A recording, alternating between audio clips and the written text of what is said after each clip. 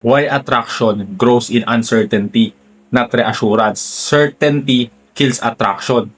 Certainty kills mystery at doon nawawala ang attraction. Maraming lalaki akala nila ganito ang kailangan ng babae. Constant reassurance.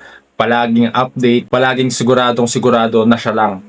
Pero dito nagkakamali ang karamihan. Sa attraction, certainty kills mystery. Hindi ibig sabihin nito na dapat kang maging cold o manipulative. Ang ibig sabihin lang, hindi mo kailangan i-over-explain ang intentions mo. Hindi mo kailangan i-over-assure ang feelings mo. At hindi mo kailangan i-lockdown ang future agad. Ang attraction ng babae lumalakas sa uncertainty. Yung healthy uncertainty na interesting siya. Hindi ko pa siya fully nababasa. May sarili siyang mundo. Kapag lalaki ka na palaging available, palaging nag-e-explain, palaging nag-a-adjust para hindi siya mawala, nawawala yung tension. Attraction needs space to breathe.